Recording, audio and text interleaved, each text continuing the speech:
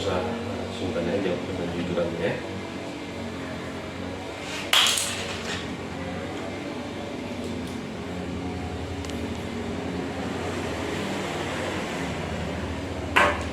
Nah, oke, Lairo, kamu kelas berapa? 95. Tahu kenapa dipanggil kemarin? Tidak? Tahu kenapa kamu tadi ngomongin sesuatu di diri? Gara-gara? Tidak lengkap pakai Baru? absen hari Sabtu. Oke, kita bahas ya absen dulu ya. Sebelumnya kamu pernah absen lagi? Sama? Nggak apa-apa. Hampir semua kita pernah absen ya. Bapak juga pernah absen. Jadi nggak masalah. Tapi kamu jujur sekarang,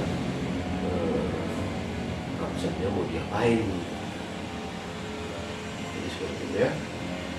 Jadi sekarang kita tidak membahas kamu kenapa absen, tidak ada. Tetapi kita mau membahas kamu mau kemana nanti.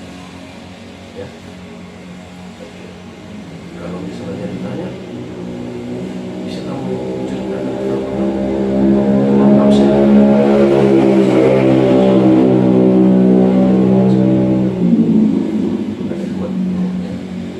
Kalau kamu absen gara-gara apa? Semalam saya kena benturan di kepala. Semalam? Hari Jumat. Kenapa nggak dikasih tahu kepada orang tua? Enggak sempat lagi karena langsung membawa di UGD. Kok gini? Jadi lukamu ada? Ada. Di mana? Kan gitu. Oke. Kalau yang sebelumnya juga? Sebelumnya karena orang tua apa mau meninggal.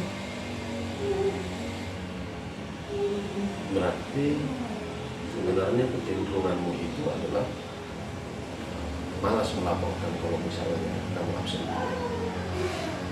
Waktu mau meninggal, Waktu mau meninggal, mama telepon sama tuanya, tanya apa semua.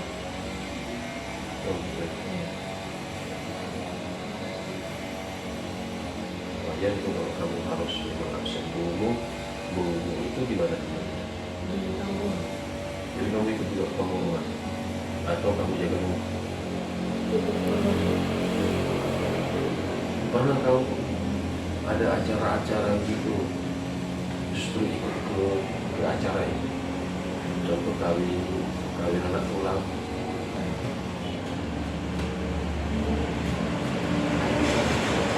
Gimana?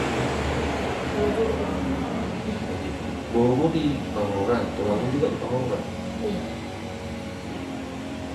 Coba yang cerita lebih yang waktu kamu absen itu gimana? Selama saya absen masih 3 kali. Oh, 3 kali. Iya. Oke, jadi usahakan nanti kalau kamu absen, kamu komunikasi kalau memang nanti harus datang sekolah, dan yang menunjukkan surat atau dilakukan langsung ya. Ya tempoh hari itu kenapa sekolah kita nggak menerima di telepon? Kadang ada itu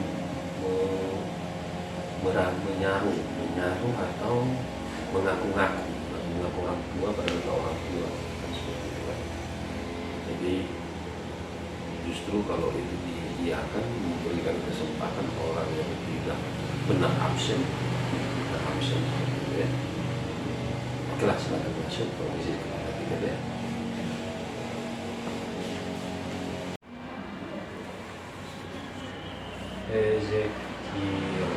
Jadi seperti ini. Nah, oke. Nanti aja ya. Tadi kamu terlambat ya? Kenapa kamu bisa terlambat? Yes. Kamu biasa sering terlambat baru? Sering. Coba agak puasa. Kalau kamu bangun cepat, nggak terlambat. Kalau kamu lambat,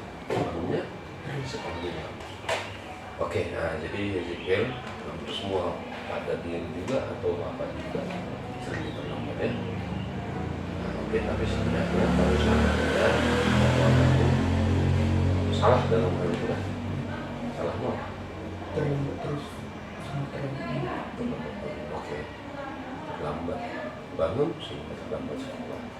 Seperti itu. Kamu bisa tahu kenapa kamu bisa terlambat bangun? Bukan. Kalau begadang itu udah jam berapa? Main HP-nya seperti apa kalau kamu? Game mau? Apa? Mobile Legends. Main dari tadi itu ada mana?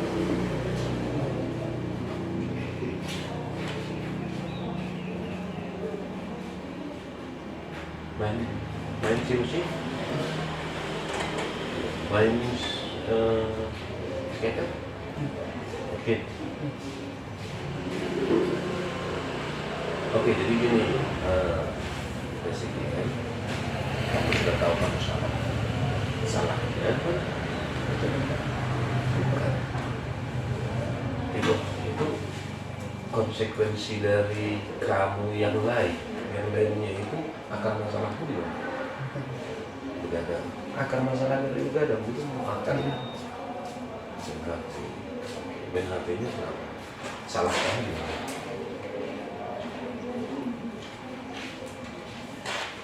Salah kamu tidak, coba cerita definisikan dulu kesalahan. Main HP atau main game salah atau tidak?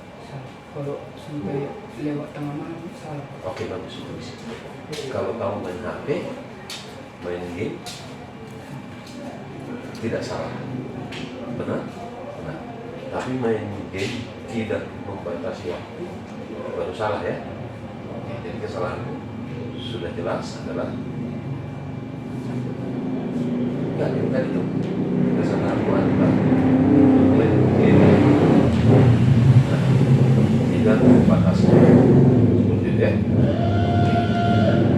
Jadi kira-kira kalau misalnya kamu setiap hari bermain game tidak membatasi waktu, efeknya apa?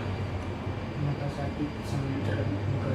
Oke, mata bisa sakit, dan terlalu banyak cahaya masuk ke malam, lalu sering juga jadi begadang, karena begadang terlambat bangun, Terlambat ke sekolah. ya, karena terlambat bangun terlambat ke sekolah. Kalau terlambat ke sekolah, ngapain? Kalau kamu minum, kamu ketinggalan pelajaran kan? Nah, contoh seperti saat ini, kamu ini pelajarannya apa? IPA. Kamu sudah tidak belajar itu lagi, kan seperti itu kan? Oke, jadi ada rentetan panjangnya kan? Dari kamu yang tidak, mulai dari awal, coba kamu di sini ya, menguraikan dulu. Mulai dari tidak membatasi diri bermain game. Oke, mulai. Tidak membatasi diri dari Oke, baru jadinya terlambat begadang. begadang, Terlambat bangun, bangun. Terlambat ke sekolah, dihukum, ketinggalan pelajaran. dalam pelajaran. Kalau kamu ketinggalan pelajaran, artinya kamu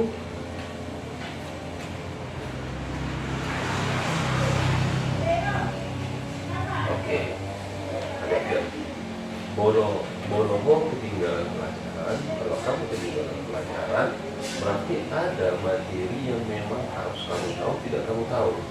Maka kompetensimu berkurang kan? Materi IPA sekarang apa?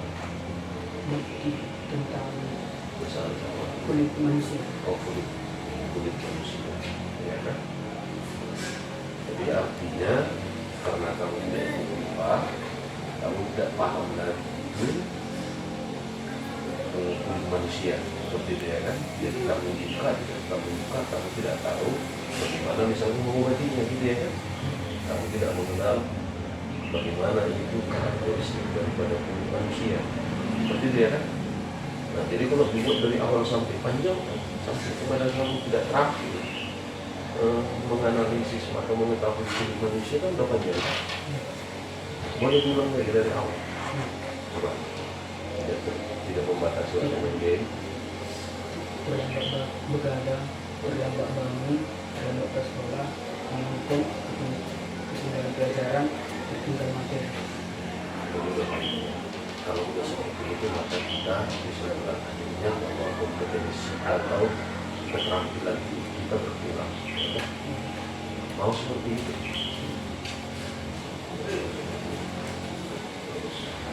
Oke, dari sini kira-kira hal-hal apa yang mau kamu?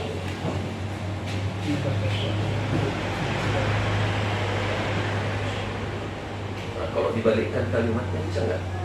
Kalau kau sudah membatasi waktu bermain game, coba yang tadi rentetan yang tadi kamu tahu. Kalau kau sudah membatasi berarti kamu tidak terlambat bangun, tidak terlambat ke sekolah, terus tidak terlambat pelajaran, tidak terlambat materi. Sehingga kamu mampu atau terampil dalam materi tersebut, gitu kan? Ada harus itu. Tapi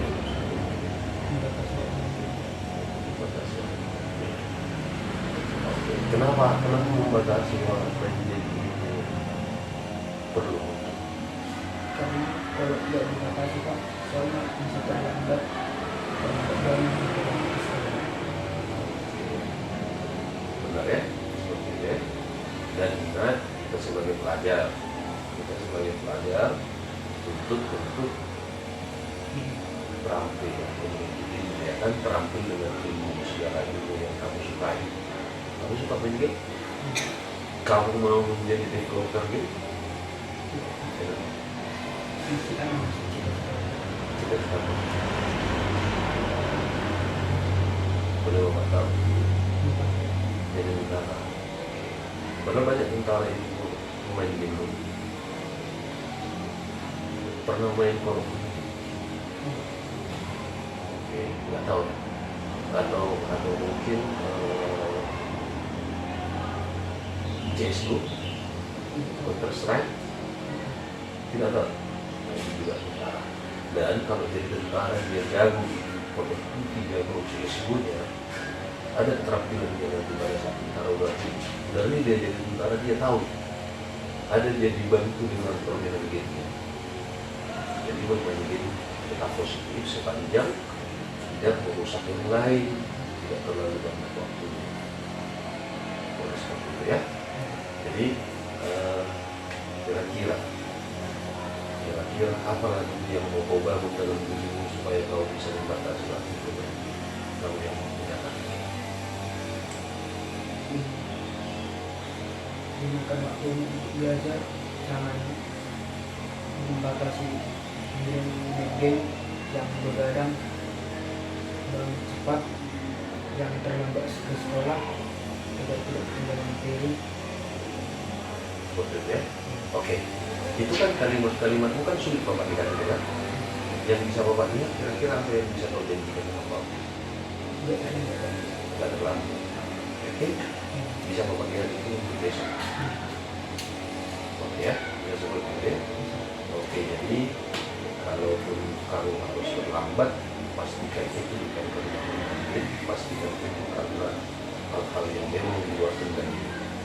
Ya, contoh bisa aja itu naik mobil, mobilnya kosong, sehingga kamu terlambat. Tidak usah takut, datang ke sekolah ya. Tetapi kalau karena di bawah kendalimu kamu jadinya terlambat, kamu sudah mengecewakan Bapak ya. Dan paling utama bukan mengecewakan Bapak, tapi apa?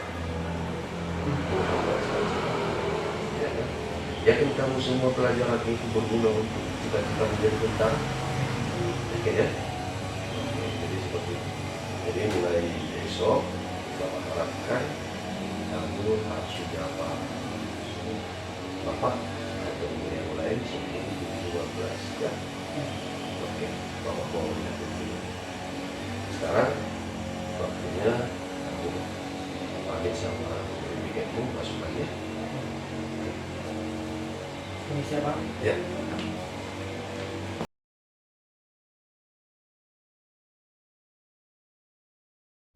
Lebih parah dari dogmatis ini sepertinya. Kita harus berada benar-benar di surga dulu, baru ini bisa kita jalankan, itu di atas 75%. Tetapi yang paling utama,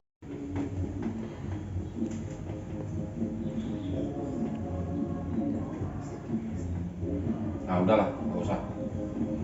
Oke, itulah keyakinan kelas. Baru kita masuk pada fase yang terakhir adalah segitiga restitusi.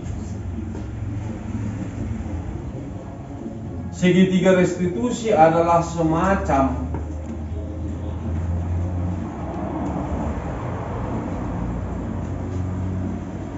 pengobatan yang harus kita lakukan terhadap karakter-karakter menyimpang dari peserta didik. Ya. Jadi kalau ada kasus, maka dengan segitiga restitusi, dengan materi-materi yang kita pelajari tadi itu, maka kita mencoba menjadi posisi kontrol yang manajer, Bapak Ibu ya.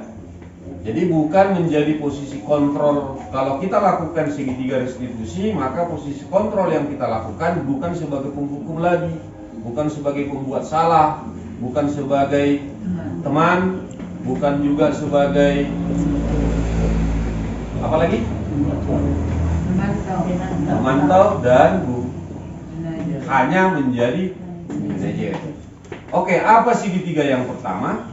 Segitiga yang pertama adalah andaikan terjadi kasus kepada si peserta didik, maka kita angkat derajatnya dulu, bukan sebagai seorang yang terhukum. Ya, seperti itu dia. Stabilkan identitas dia. Baru yang kedua adalah validasi di bagian mana dia yang salah. Baru yang ketiga, arahkan dia kepada keyakinan kelas itu. Kebajikan-kebajikan universal lah itu pasti ya kan. Keyakinan kelas pasti akan selaras dengan kebajikan-kebajikan universal. Keyakinan kelas akan selaras dengan profil pelajar Pancasila. Pasti arahkan ke sana. Jadi inilah segitiga restitusinya.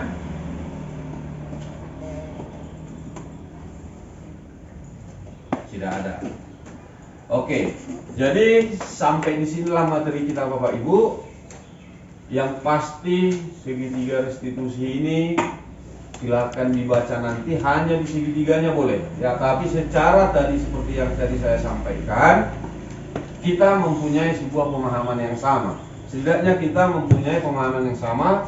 Kalau posisi kontrol kita penghukum, maka arah kecenderungan peserta didik akan menjadi seorang pemberontak. Sepakat kita di situ kan? Itu aja untuk hari ini. Terima kasih.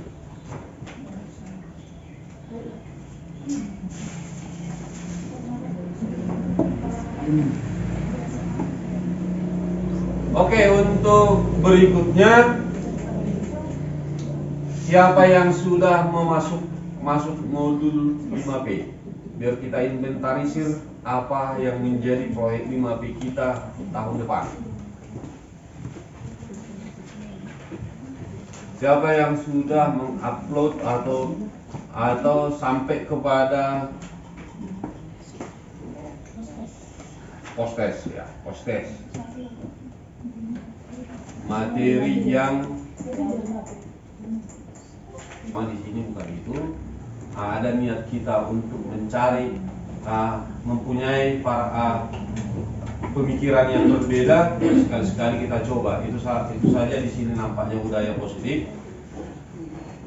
Jadi yang pertama nanti kita akan masuk itu disiplin positif, baru ada motivasi, teori-teori motivasi, baru ada kebutuhan-kebutuhan dasar manusia, ini yang harus dipenuhi apapun urgensi kegiatan yang kita lakukan, baru ada posisi kontrol yang akan kita berikan di saat kita menghadapi peserta didik atau orang lain saat melakukan budaya positif ini.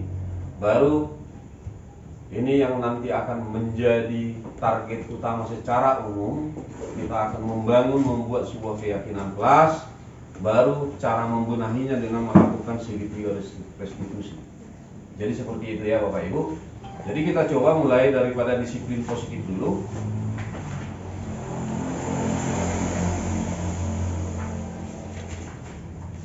Jadi bicara disiplin ini tentunya kita dari secara umum kita akan menyatakan bahwa disiplin itu akan berorientasi terhadap sebuah peraturan. Tetapi ini ada momen luar biasa dulu kita tunggu dulu kehadiran Bapak Rocky.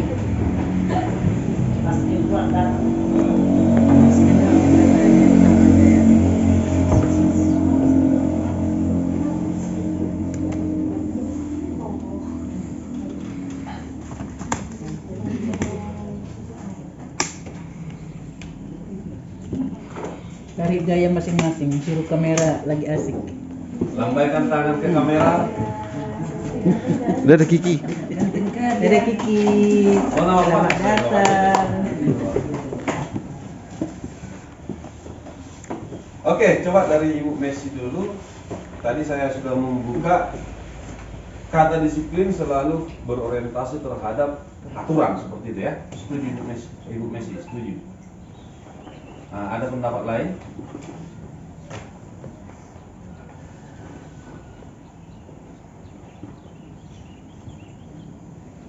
Coba Pak Rocky satu kata kalau mendengarkan kata disiplin.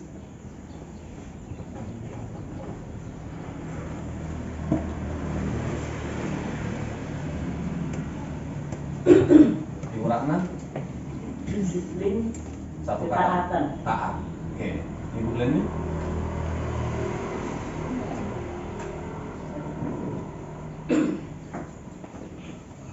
Oke. Jadi dari etimologi itu disiplin itu justru adalah siswa. Siswa-siswa si Sokrates. Ya. Siswa-siswa si Sokrates lah. Karena Sokrates muridnya Plato kan gitu kan? Plato Murid kita itu- Pak. Hah? Ada murid kita pun ada ya kan? Kita pun ada Sokrates. Jadi disiplin itu adalah murid itu sendiri. Tetapi kenapa seperti itu? Ya karena memang dulu di zamannya Plato mengajar, murid itu dibuat sedisiplin persis sekarang. Jadi disiplin itu yang murid seperti itu. Oke, jadi Diana Gorsen menyatakan bahwa disiplin artinya belajar. Kata disiplin juga berasal dari akar kata yang sama dengan disiplin atau murid. Nah, seperti ini dari Sokrates tadi ya. Untuk menjadi seorang murid, nah ini dia yang paling utamanya di situ. Dan ini mungkin yang melekat kepada kita. Untuk menjadi seorang murid, maka dia harus meyakini, melaksanakan, mentaati apa yang menjadi aturan daripada komunitas tersebut. Seperti itu kan katanya kan? Nah, oke. Tetapi paradigma baru sekarang menyatakan bahwa disiplin itu adalah bagaimana kita dari diri kita sendiri untuk kalau kepada siswa dari bagaimana si siswa tersebut dia mau menjadikan dirinya menjadi orang yang bermanfaat, itulah ya.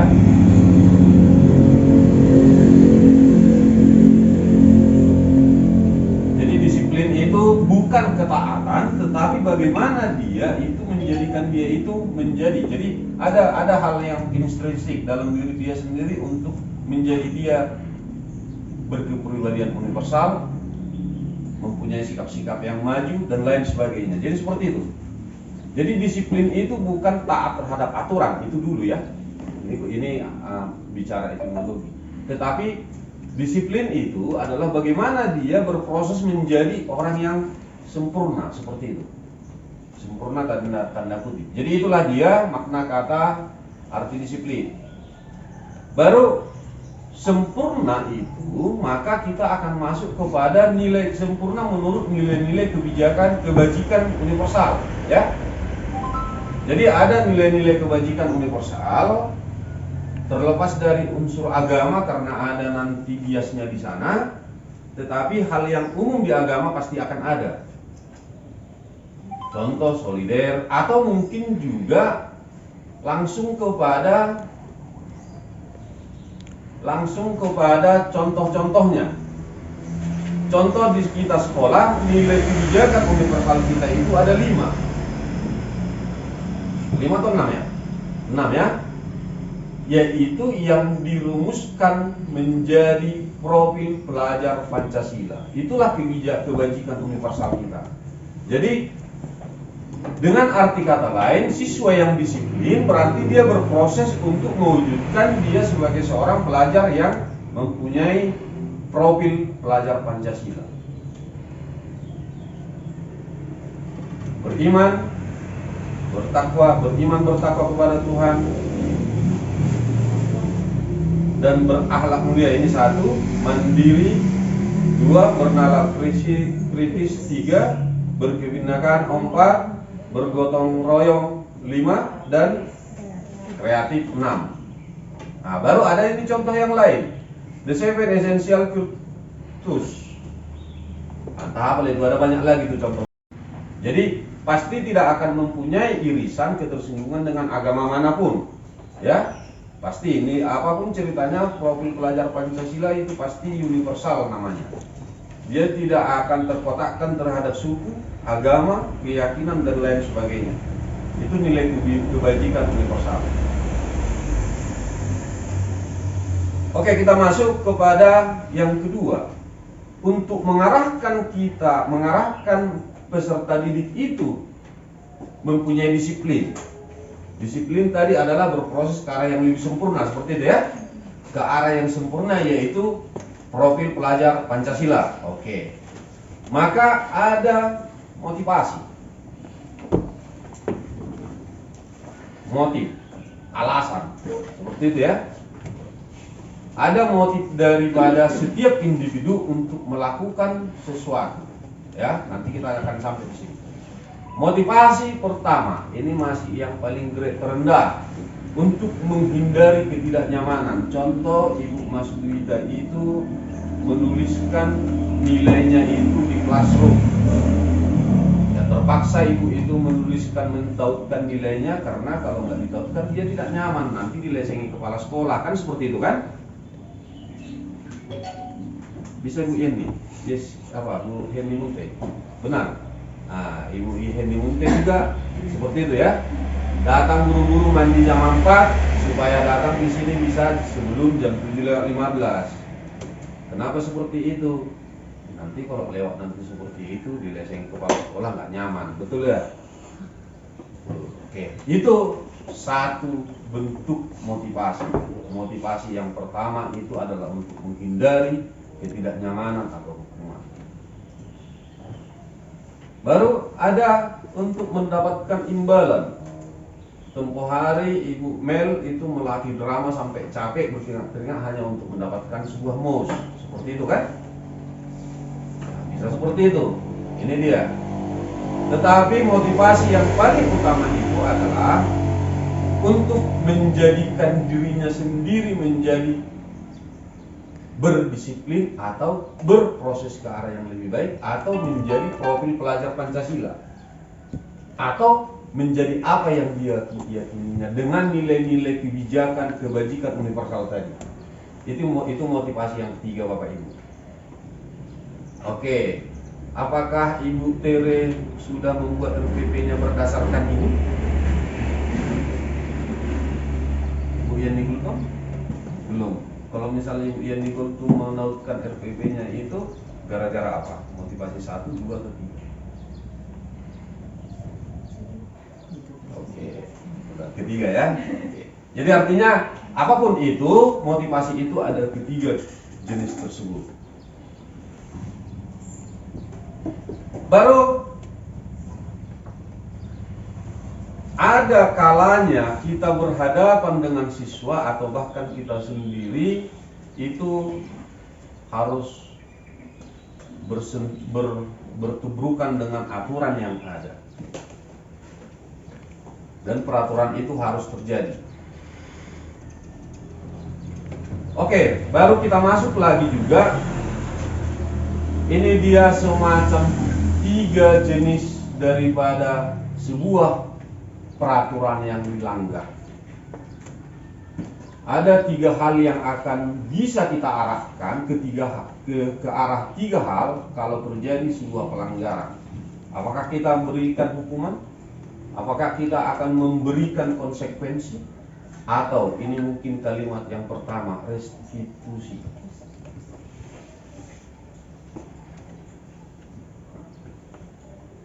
Ibu Ambari tahu apa itu restitusi, Bu?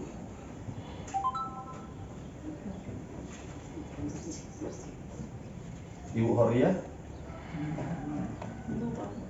Lupa ya. Jadi artinya Pak Tambunan dengan PT Aneka Megah Mendung itu mempunyai kewajiban pajak sebesar 500 miliar per tahun. Karena lancar terus membayar, maka diberikanlah semacam reward. Rewardnya adalah semacam restitusi atau keringanan. Bisa seperti itu ya kan? Paham seperti itu? Oke, tapi kira-kira seperti itulah. Ada sebuah alternatif lain yang diberikan. Atau juga mungkin karena Pak ini PT Mega Mendungnya itu sudah mendekati kolaps karena COVID, sehingga diberikan restitusi kepada mereka yang harusnya bayar pajaknya itu 100 miliar menjadi hanya 25.000 rupiah seperti itu. Oke, itu dia. Baru di sini kita akan mencoba dulu mengklasifikasikan, mengidentifikasikan apa itu hukuman. Hukuman nyata di sini adalah jika hukuman diberikan yang bersangkutan bisa dikategorikan sebagai identitas yang gagal. Caranya adalah cara-cara yang negatif. Baru itu refleksnya adalah stimulus respon. Seperti itu. Oke. Konsekuensi kita paham semua Bapak Ibu ya. Kalau kita melakukan A, maka ada ganjarannya. A itu apakah nanti menjadi hadiah atau menjadi hukuman. Seperti itu. Oke, baru dari segi unsurnya dia netral. Kalau yang tadi hukuman itu negatif, kalau ini netral. Dan sebaliknya restitusi itu positif. Karena nanti kita akan fokus kepada restitusi ini. Baru hukuman. Sesuatu yang menyakitkan harus terjadi. Ini efeknya ya. Konsekuensi harus terjadi. Belum tentu menyakitkan. Tetapi di restitusi, maka dia itu bisa jadi tidak menjadi hukuman, yang artinya secara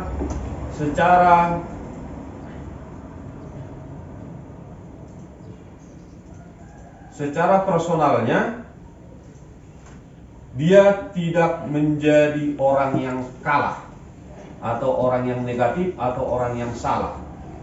Jadi itu nanti restitusinya. Hukuman juga membuat yang bersangkutan tidak nyaman, si anaknya tidak nyaman dalam jangka waktu yang panjang. Konsekuensi juga tidak nyaman, tetapi jangka waktunya lebih pendek. Baru restitusi akan menguatkan karakter si anak tersebut. Jadi kembali lagi saya ingatkan Bapak Ibu, kadang restitusi ini sedikit di atas dogma, ya, sedikit di atas ajaran kepercayaan, ajaran agama. Jadi agak tidak nyambung juga untuk mengerjakannya, tetapi kita coba memahami, mudah-mudahan irisan-irisannya nanti atau sedikit-sedikit dari situ bisa kita laksanakan.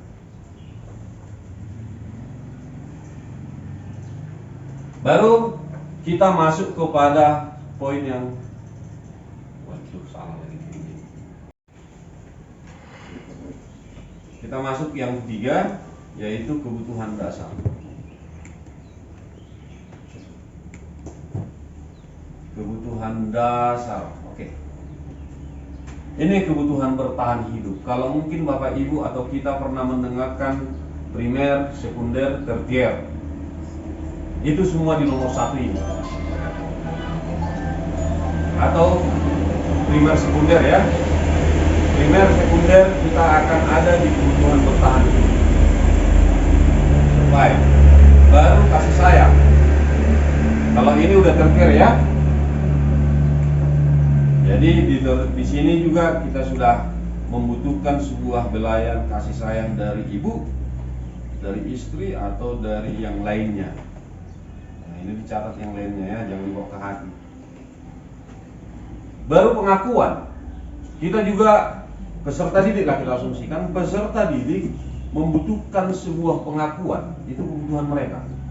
Akui mereka bahwa mereka itu sudah bagus, sudah sangat bagus, dan sudah teramat bagus. Oke, ada sebuah pengakuan. Jadi di dalam pengakuan ini juga sebenarnya adalah kebutuhan manusia yang paling tinggi dulunya ini. Ya, ada itu semacam kebutuhan apa itu? Pengakuan, semacam udah lupa lagi. Oke, baru ada kebutuhan akan kebebasan untuk menentukan pasangan hidup, kebebasan untuk menentukan jawaban sebuah pertanyaan, kebebasan untuk menentukan siapa presiden yang dipilih, kebebasan untuk menentukan apakah aku makan steak atau snack. Nah, itu kebebasan, itu bentuk kebebasan ya. Ini juga kebebasan.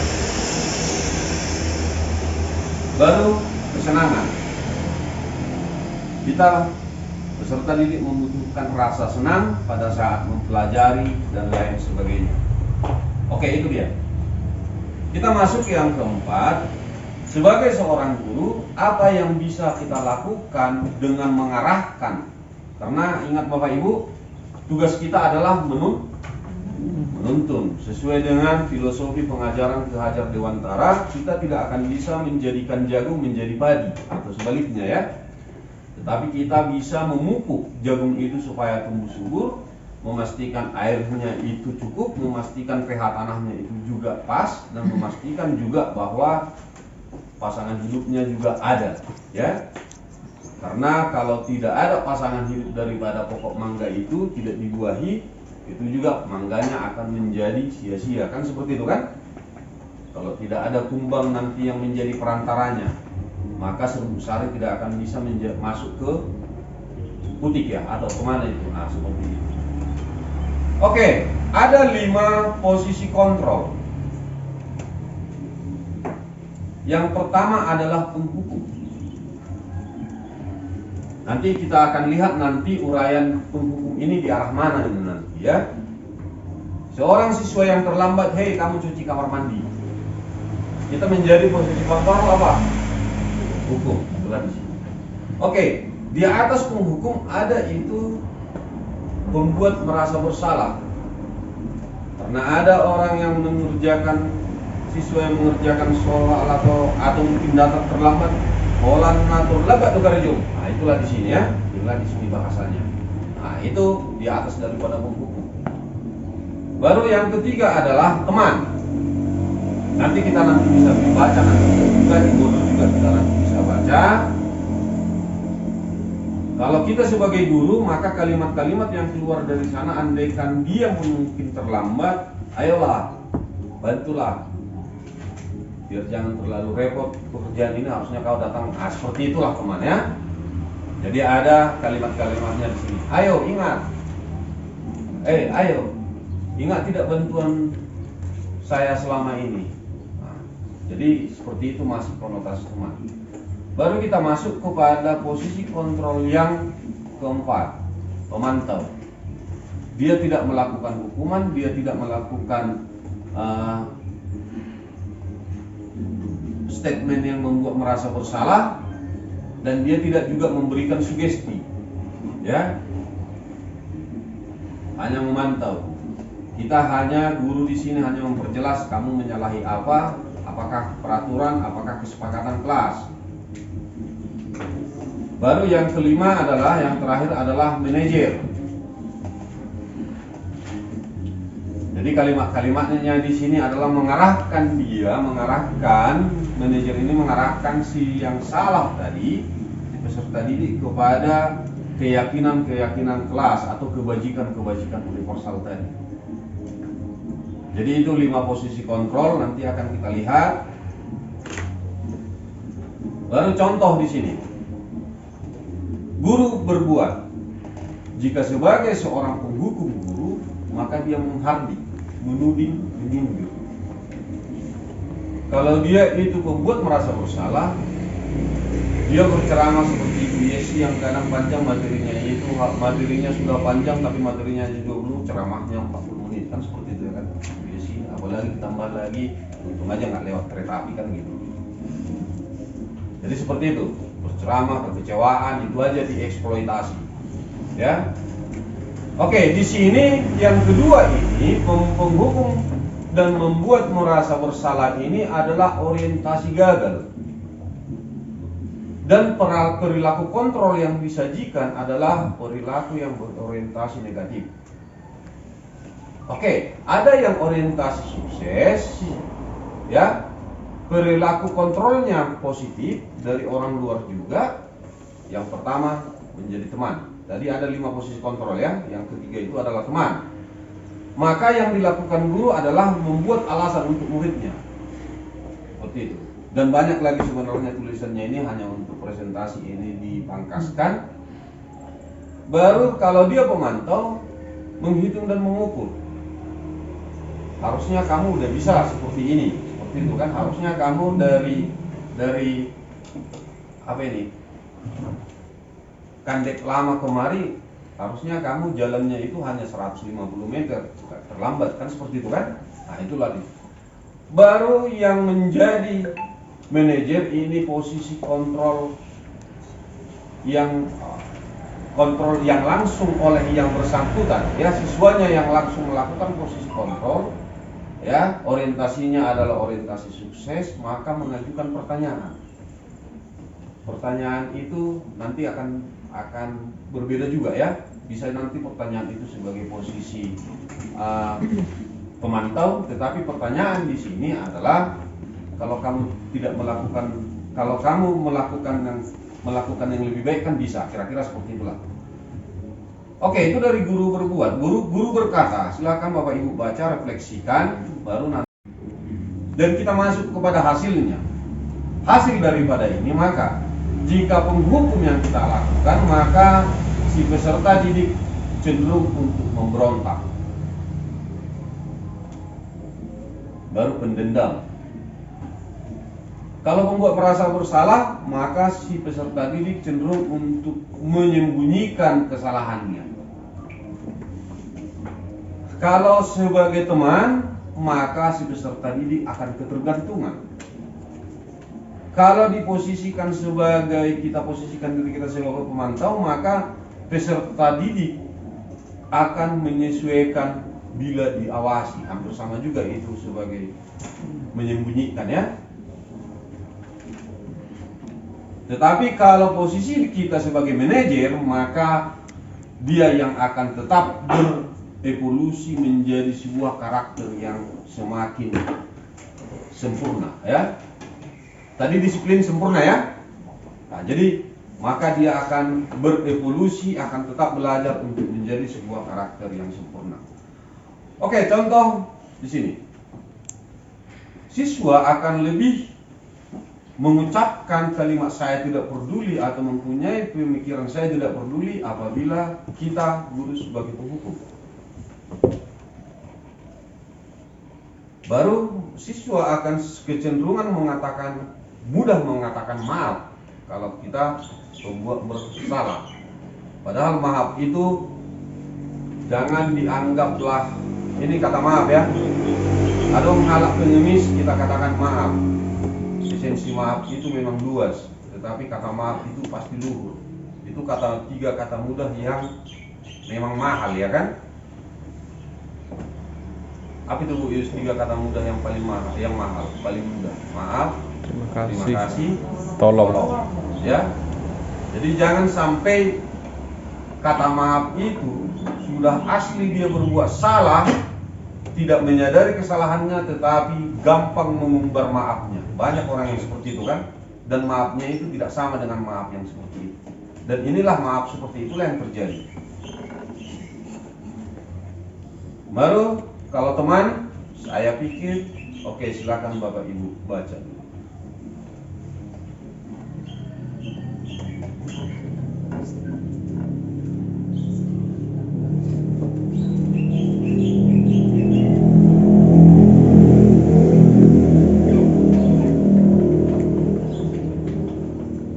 Oke, kita lanjutkan ke bagian yang kelima, keyakinan kelas. Apa itu keyakinan kelas? Ini adalah sebuah abstraksi daripada sebuah peraturan dan bukan peraturan, walaupun nilai-nilainya dari peraturan ya. Oke, kita baca satu-satu. Keyakinan kelas bersifat lebih abstrak daripada peraturan itu yang lebih rinci dan konkret.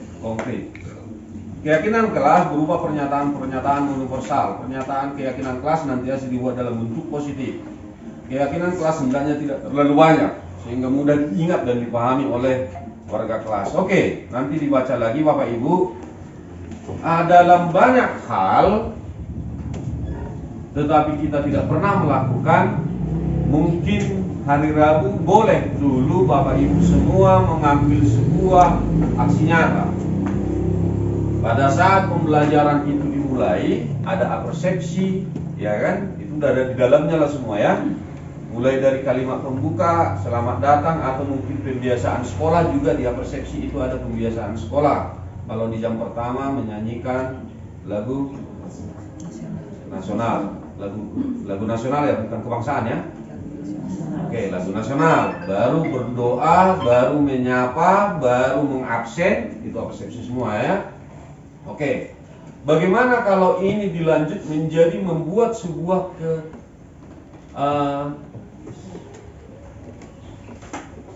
kesepakatan bersama ya untuk 120 menit ke depan atau 100 menit ke depan, misalnya yang 3 jam pelajaran, coba dibuat dulu kesepakatan bersama dengan peserta didik. Ya tentu bahasanya bahasa yang universal ya kan, tidak ribut, misalnya saling tidak berbicara pada saat gurunya menerangkan. Nanti disepakati bersama. Yang pasti kesepakatan kelas itu bukan dibuat guru, tetapi disepakati antara peserta didik dan guru. Boleh untuk hari Rabu Bapak Ibu. Baru silakan refleksikan dalam diri masing-masing, apakah memang itu ada 1% pun derajatnya naik.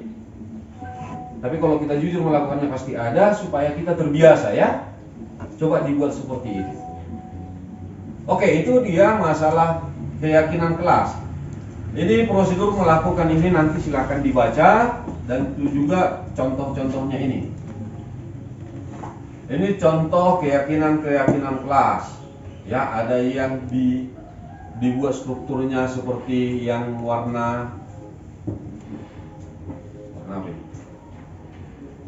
Warna abu-abu, hormat. Kami meyakini, ada yang strukturnya langsung poin ke poin, lalu bersifat positif, senantiasa menjadi diri terbaik, percaya diri. Itu adalah keyakinan kelas ya. Nanti boleh dibuat lagi. Baru ini bisa kita lihat keyakinan kelas. Bapak Ibu sudah menonton YouTube yang mengatakan anjingku sudah kuajari menggonggong.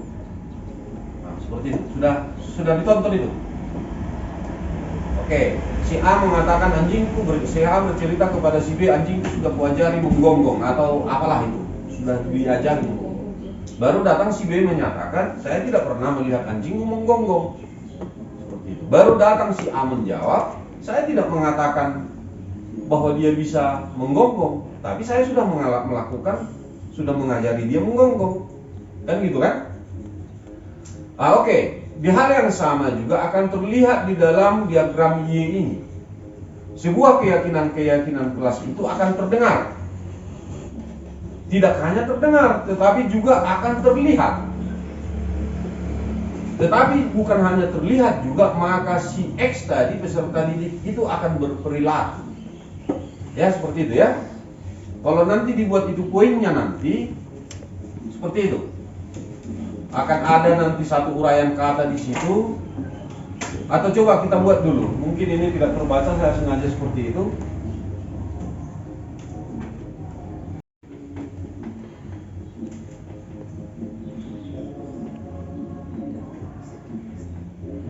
Udahlah, nggak usah. Oke, itulah keyakinan kelas. Baru kita masuk pada fase yang terakhir, adalah segitiga restitusi. segitiga restitusi adalah semacam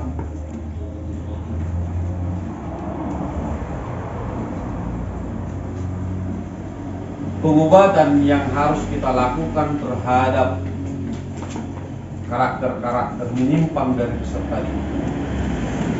Ya. Jadi kalau ada kasus, maka dengan segitiga restitusi, dengan materi-materi yang kita pelajari tadi itu, maka kita mencoba menjadi posisi kontrol yang manajer, Bapak Ibu ya. Jadi bukan menjadi posisi kontrol. Kalau kita lakukan segitiga restitusi, maka posisi kontrol yang kita lakukan bukan sebagai penghukum lagi, bukan sebagai pembuat salah, bukan sebagai teman, bukan juga sebagai apa lagi? Memantau dan hanya menjadi manajer. Oke, apa segitiga yang pertama?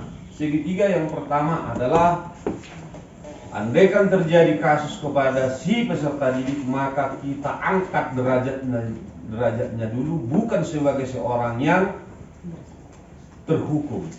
Ya, seperti itu dia. Stabilkan identitas dia. Baru yang kedua adalah validasi di bagian mana dia yang salah. Baru yang ketiga, arahkan dia kepada keyakinan kelas itu. Kebajikan-kebajikan universal lah itu pasti ya kan. Keyakinan kelas pasti akan selaras dengan kebajikan-kebajikan universal. Keyakinan kelas akan selaras dengan profil pelajar Pancasila. Pasti arahkan ke sana. Jadi inilah segitiga restitusinya.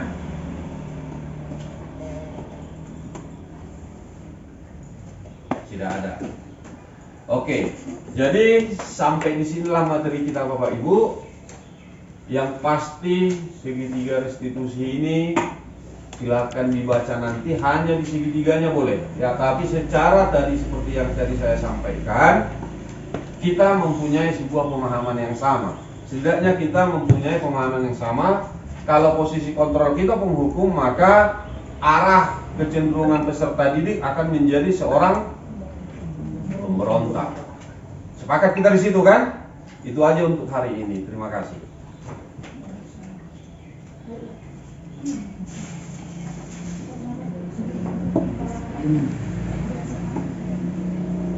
Oke, untuk berikutnya, siapa yang sudah masuk modul 5P? Biar kita inventarisir apa yang menjadi proyek 5P kita tahun depan. Siapa yang sudah mengupload atau sampai kepada postes ya, postes materi yang